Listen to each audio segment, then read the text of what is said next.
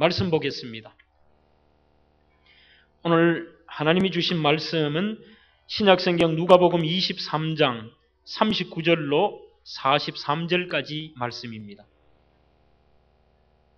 달린 행악자 중 하나는 비방하여 가로되 내가 그리스도가 아니냐 너와 우리를 구원하라 하되 하나는 그 사람을 꾸짖어 가로되 내가 동일한 정죄를 받고서도 하나님을 두려워 아니하느냐 우리는 우리의 행한 일에 상당한 보응을 받는 것이니 이에 당연하거니와 이 사람의 행한 것은 옳지 않은 것이 없느니라 하고 가로되 예수여 당신의 나라에 임하실 때에 나를 생각하소서 하니 예수께서 이르시되 내가 진실로 내게 이르노니 오늘 내가 나와 함께 낙원에 있으리라 하시니라.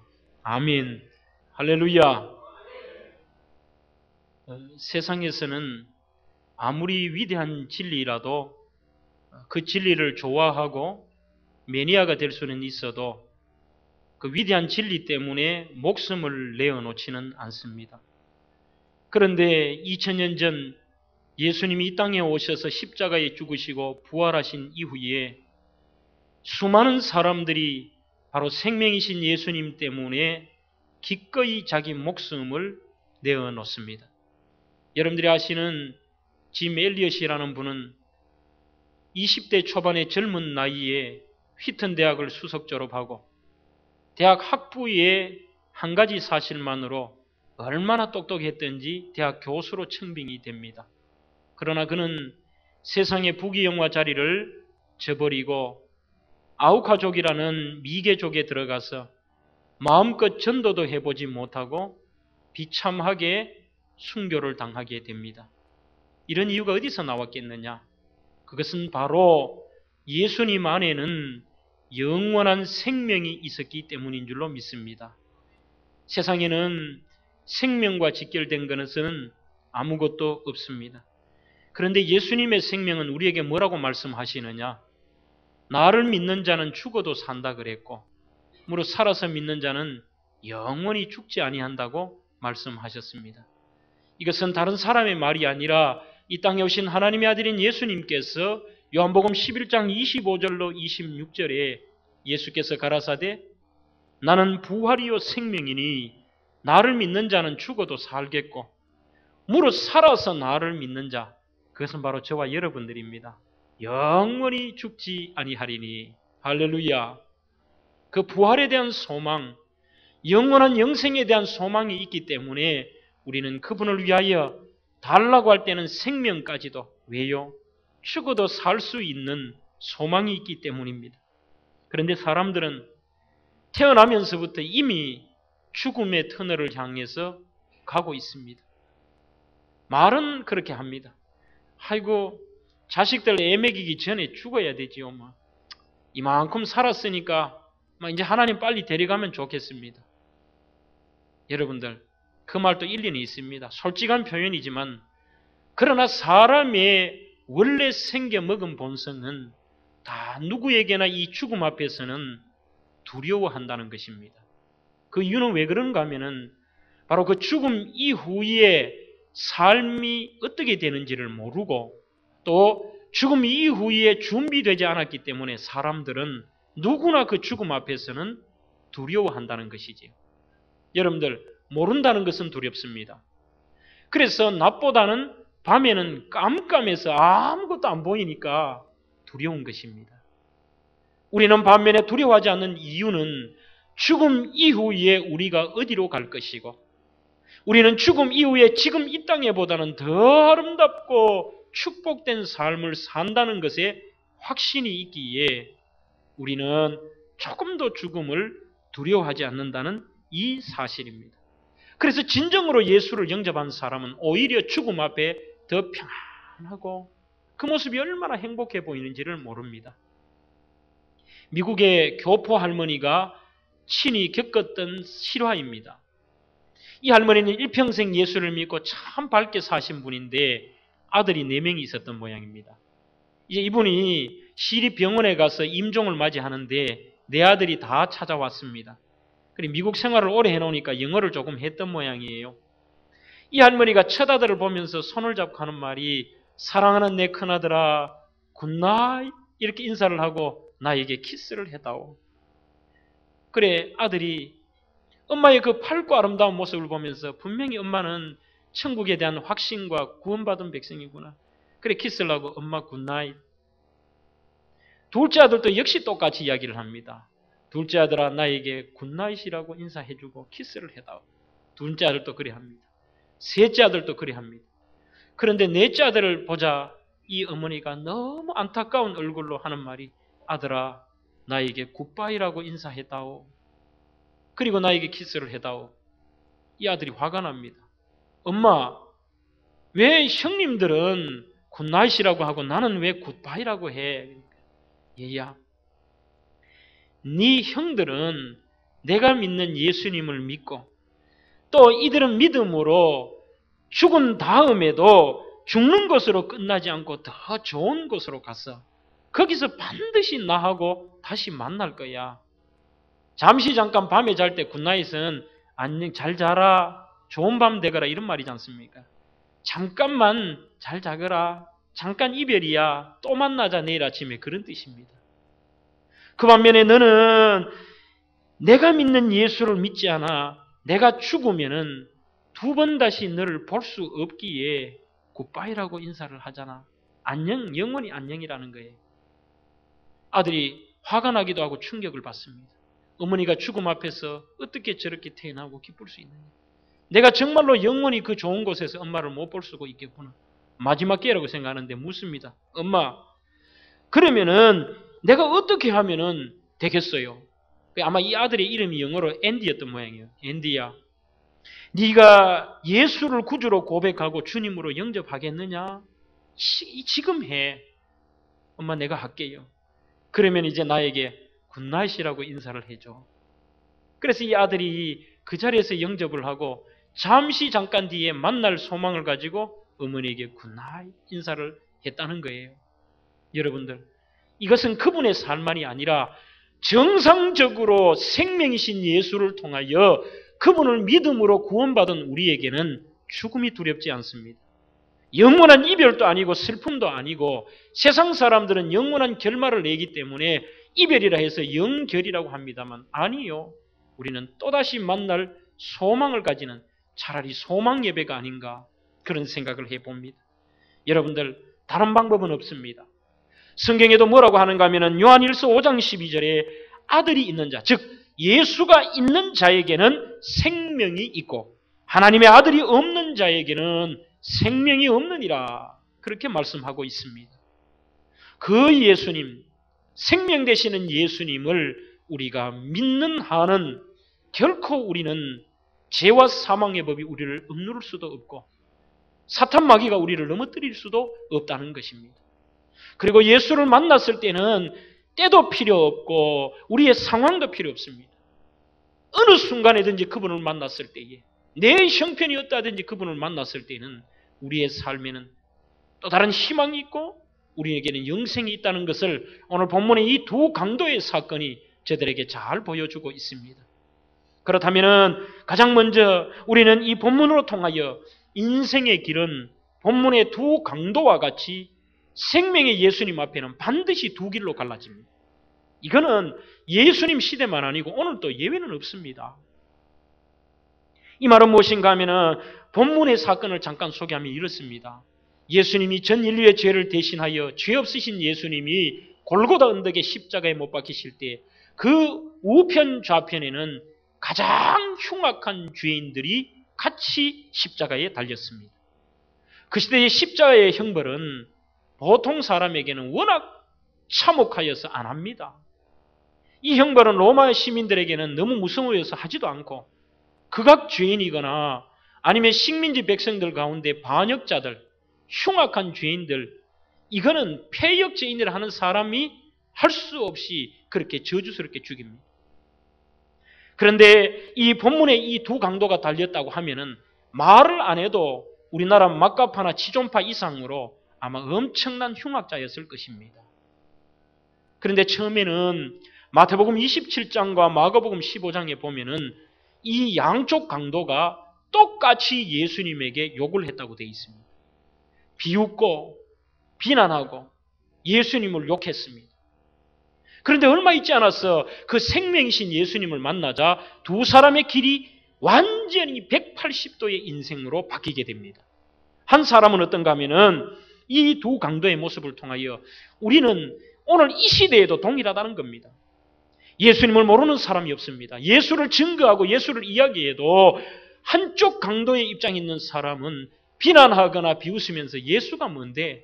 그 서방 종교의 성자 아니야? 그건 그 예수쟁이가 뭐 특별한 게 뭐 있어? 예수는 우리 민족 종교가 아니잖아. 성자의 한 사람이지 뭐. 그냥 사랑하라는 거 아니야? 그러나 반면에 시대를 초월하여서 말씀 한마디를 들어도 복음을 들어도 그 마음에 열리고 아, 저분이 나의 죄를 위해 돌아가셨구나. 그것이 믿음으로 와닿고 그 영생의 길로 가는 두 가지의 길이 있다는 겁니다. 그래서 고린도전서 1장 18절에도 이 예수님의 십자가의 도가 멸망하는 자들에게는 어리석은 것고 미련한 것이지만 구원을 얻는 저와 여러분들에게는 하나님의 능력이 된다. 그렇게 말씀했습니다. 아무리 얘기해 보십시오. 여러분들, 하나님께서 우리에게 은혜를 주셨기 때문에 내가 예수 믿고 교회 나오는 것이지요. 아무리 해도 안 되는 것은 안 돼요. 복음성가 가운데 그런 게 있잖아요. 죄인들을 위하여 주님 찾아오셨네. 그러나 그 다음 가사가 뭐라고 되어 있습니까? 사람들 영접 안 했네. 그렇게 얘기를 합니다. 오늘 이 39절에도 보면은 그 한쪽 강도, 즉 예수를 부인한 한쪽 강도의 상황이 어떠냐? 비방하여 가로되 내가 그리스도가 아니냐? 너와 우리를 구원하라.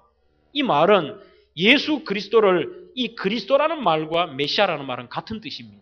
구원자라는 뜻, 우리의 해방자라는 뜻입니다. 이 사람이 예수님을 구원자 그리스도로 믿었다는 얘기가 아니고 비웃는 것입니다. 그것도 엄청나게 치욕스러운 말을 하는 겁니다. 같이 매달려 자기도 죽어가는 형편에 자기는 정말 죄인이면서도 죄 없으신 예수님에게 하는 말이 네가 그리스도야? 웃기고 있네. 네가 그리스도라면 너 자신도 구원 못하고 네 자신도 그 달려 비참한 인생을 가면서 네가 누구를 구원해? 네가 진짜 그리스도라면 우리 모두를 살려봐. 구원해봐. 그렇게 죽어가면서조차도 표독스러운 말을 하고 그 예수님을 받아들이지 않는 것이 우리 인생의 모습입니다. 반면에 마태복음 27장 44절에 보면은 예수님을 메시아로 영접하고 구원받았던 그 한편 강도도 처음에는 십자가에 달려서 같이 욕을 했습니다. 여기에 대해 신학자들은 이상하다. 아니 같이 욕을 했는데 갑자기 그 사람이 변화됐느냐? 거기에 대한 신학자의 해석은 이렇습니다. 너무너무 이 십자가의 그 형틀이 고난이 너무 아프고 고통스러우니까 그 아픔 때문에 막 자기도 막 퍼부은 거예요. 당신이 그리스도면 우리를 좀 살려주시오. 이게 뭐야? 죽여라. 이런 바로 그런 자세를 오늘 기자들이 쓸 때에 같이 욕을 했는 것입니다. 여러분들 이것이 잘 이해가 안 되면은 우리 어머니들은 다 이해할 겁니다. 그 고통을요. 저는 아기는 안 낳아봐서 모르겠는데요. 제일 심각한 고통이 애 놓을 때 고통이라 그래요. 맞습니까? 그런데 보면은 종종 이런 일을 당합니다. 멋 모르고 남편들이 애 놓는 부인 옆에 갔다가 경상도 말로 작살이 납니다. 머리 끄댕이를 잡고 죽여라.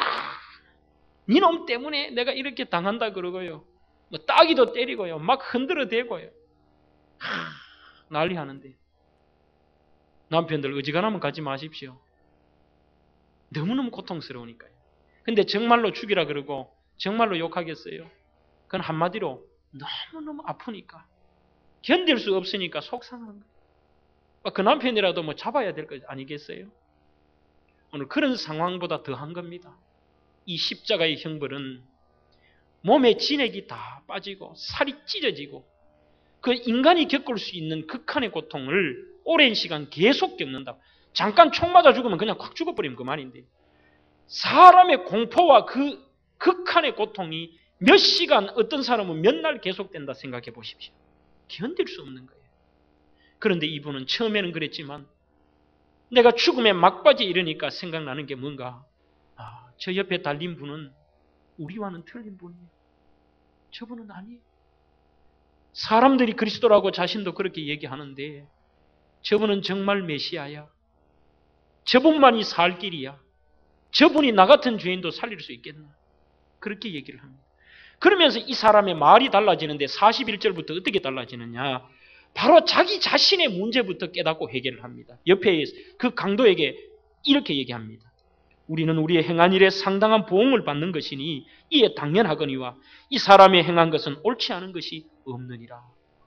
그 강도에게 얘기해요. 자기 자신은 이제는 아는 겁니다. 너 더 이상 그런 말 하지 마. 우리는 지금까지 이런 더럽고 추악한 강도짓과 흉악한 범죄를 했는데 우리는 이 고통 받는 게 당연해. 그러나 저분은 죄 없으시잖아.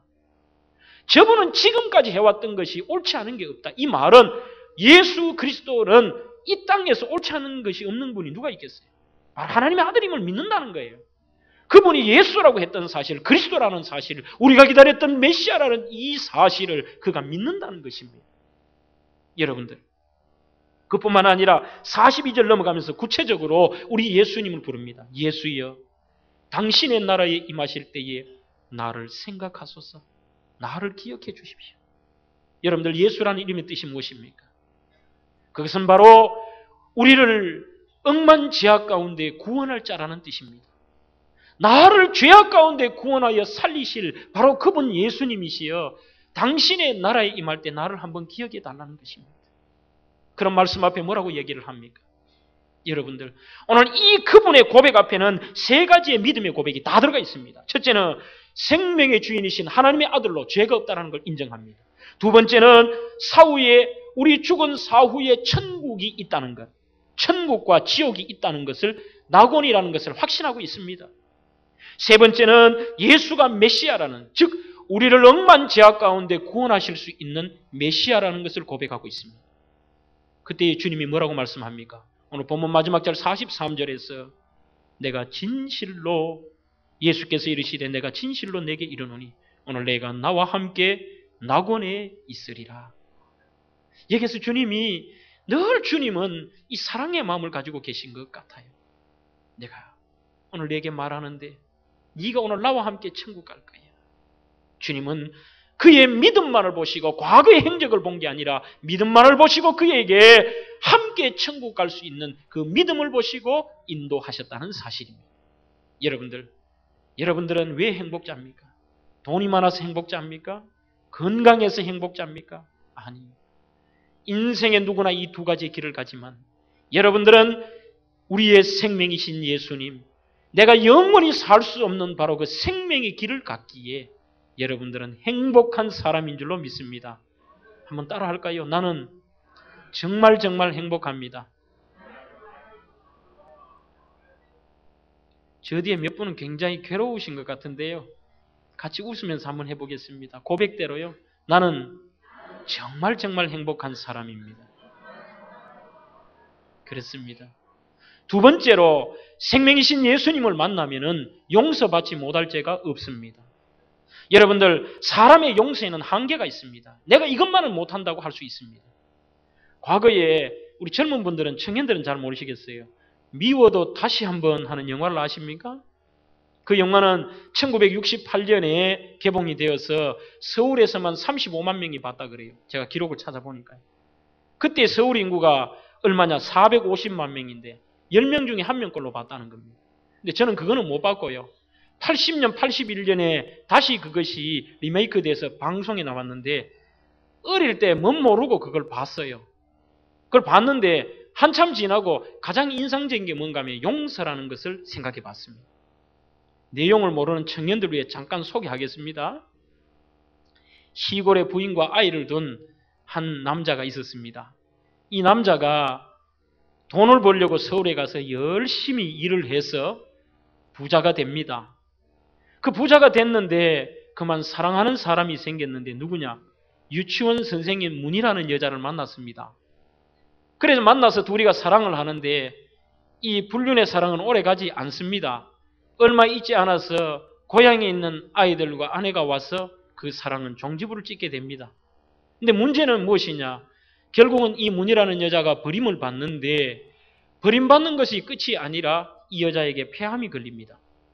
그래서 죽어가는데 지 사랑하는 이 아이를 결국은 다른 사람에 속이고 죽어가는데 마지막에 가장 인상적인 게 뭔가 하면 여러분들 좀 그 옛날 영화는 가식적이지요. 순이 뭐 이렇게 나오잖아요. 그래도 사람들이 다 눈물 흘리는 이유는 뭔가 하면은 그 속에 용서라는 게 있기 때문이에요. 마지막이 뭔가 하면은 죽어가는 그 사랑하는 여자도 배신을 몸부림쳤던 슬퍼했던 본처도 다 이 남자를 용서하는 겁니다. 그게 미워도 다시 한 번이에요. 전혀 모르는 표정이시네요. 어쨌든 그거는 용서입니다. 용서. 그런데 그 용서를 보면서 죽어가니까 할 수 없이 용서한다라는 생각도 듭니다. 뭐 용서 안 하고 가면 어떻게 하겠어요?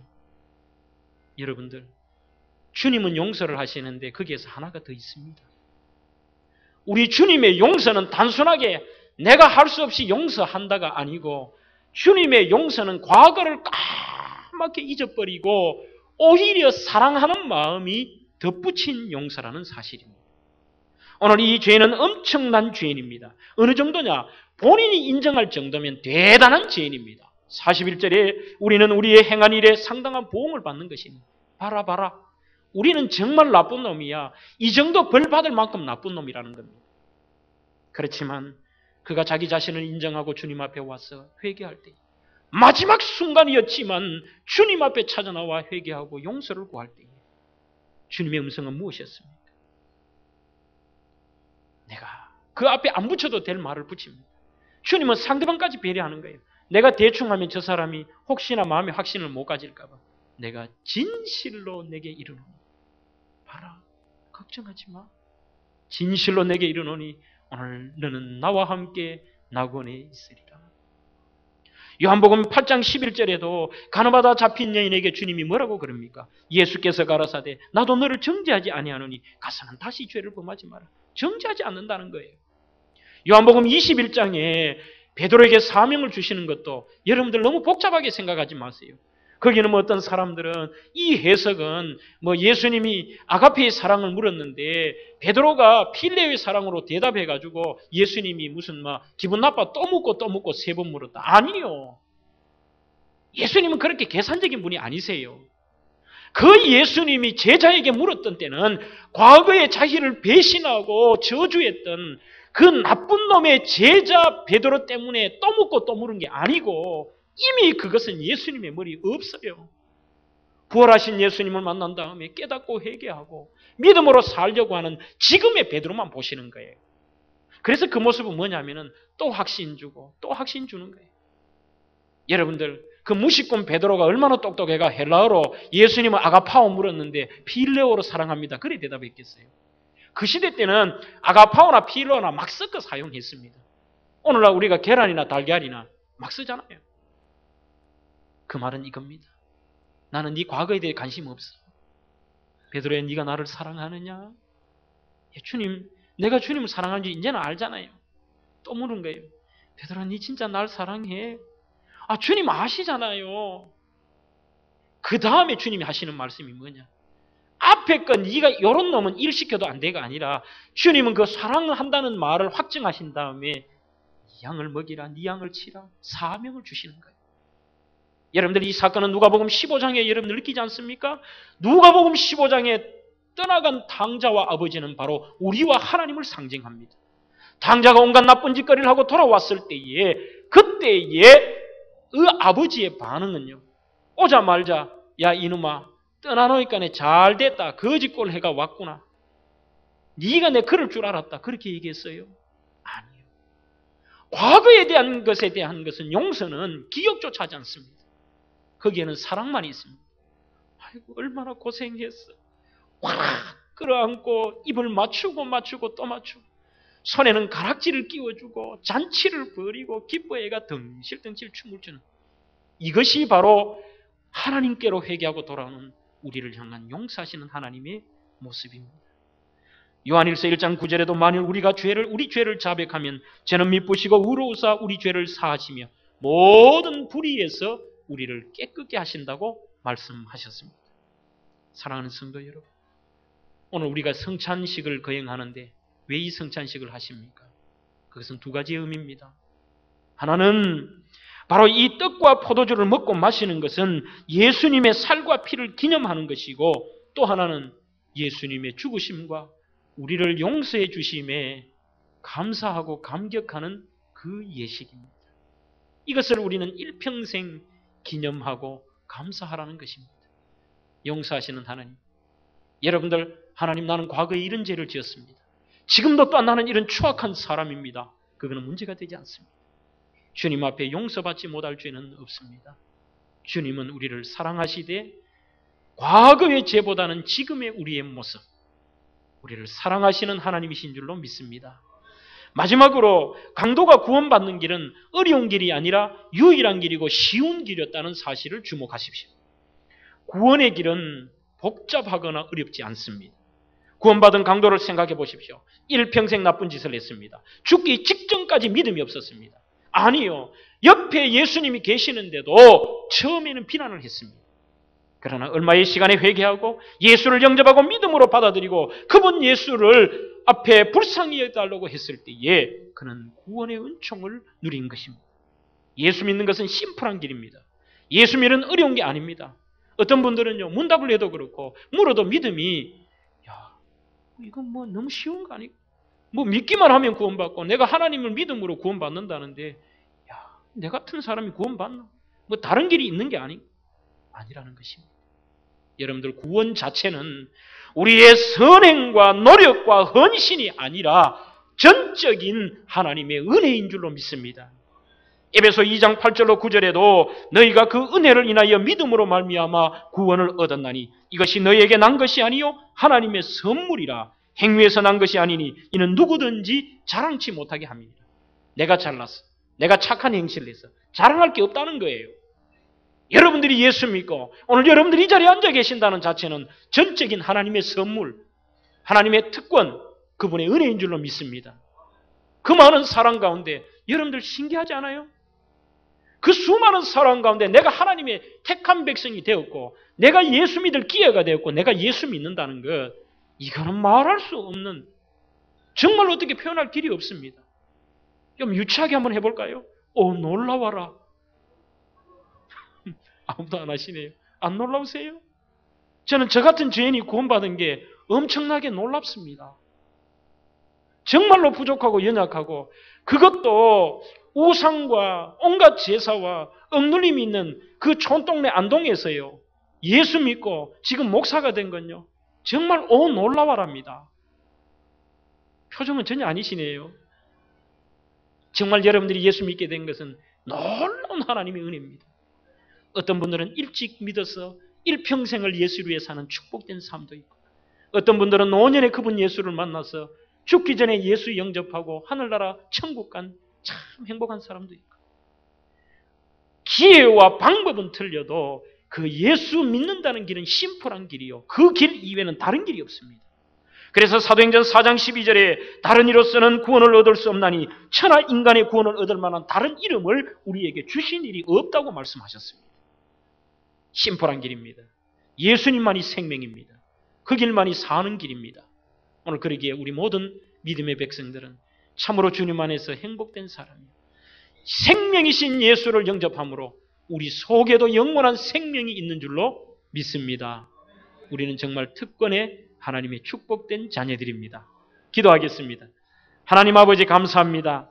때를 따라 돕는 은혜를 주시고 수많은 사람들이 이 땅에 왔다 가지만 억만제약 가운데 죽을 수밖에 없는 저희들, 우리가 무엇이건대 이처럼 사랑하여 주셔서 하나님 자녀 삼아 주시고 생명 주심을 감사합니다. 용서받지 못할 죄가 없다고 했는데 우리가 주님 앞에 나와 회개하고 용서함 받고 이제는 하나님의 자녀가 됨을 믿습니다. 특권 주신 하나님을 감사하고 나를 위하여 살찌 끼시고 피 흘리신 주님을 찬양합니다. 오늘 이 시간도 우리 속에 이 은혜와 감격이 넘치는 시간 되게 하옵소서. 예수님 이름으로 기도하옵나이다. 아멘.